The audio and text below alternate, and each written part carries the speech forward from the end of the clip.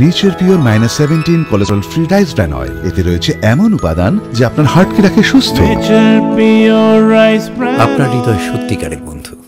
আজ state agriculture technologist service association নামের একটি সংগঠনের উত্তর দিনাজপুর জেলা শাখার বাৎসরিক সাধারণ সভা অনুষ্ঠিত হলো। এদিন অষ্টম দ্বিবার্ষিক 63তম এই সাধারণ সভাটি অনুষ্ঠিত হয় রায়গঞ্জের উদয়পুরে অবস্থিত জেলা আত্মা সভাকক্ষে। এদিনের এই সভায় কৃষি রবি পুরস্কার তুলে দেওয়া হয় একটি সংস্থার হাতে। এছাড়াও জেলার 3টে স্বেচ্ছাসেবী সংস্থাকে সাধারণ মানুষের পাশে দাঁড়ানোর জন্য আর্থিক সহায়তা প্রদান করে state agriculture technologist service association. এই সাধারণ সভায় উপস্থিত ছিলেন সংগঠনের সাধারণ সম্পাদক সুজন কুমার সেন, জেলা সভাপতি অনুপম সরকার, জেলা সম্পাদক শঙ্কর চন্দ্র দাস সহ অন্যান্যরা।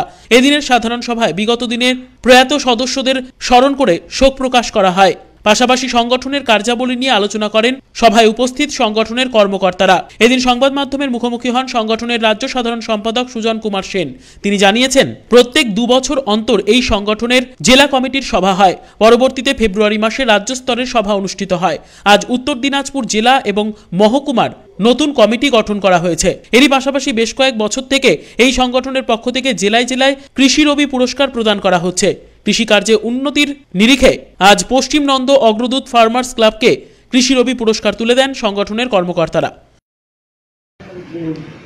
এখানে হচ্ছে আমাদের অ্যাকচুয়ালি সংগঠনের 2 বছর পর পর দ্বিবার্ষিক সাধারণ সভা হয়।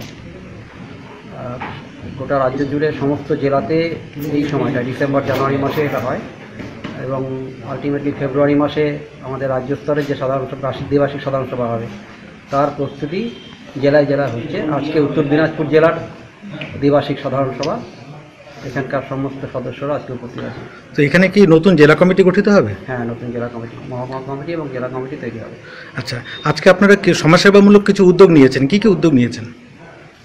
সমাজসেবামূলক বলতে আমরা সারা রাজ্যেই নেই, এখানে এই জেলার তরফ থেকে আমাদের 3টে স্বেচ্ছাসেবী সংস্থা, রামকৃষ্ণ মিশন আশ্রম, ভারত সেবাশ্রম সংঘ এবং ইসলামপুরের ল্যাম্পস এনজিও আছে।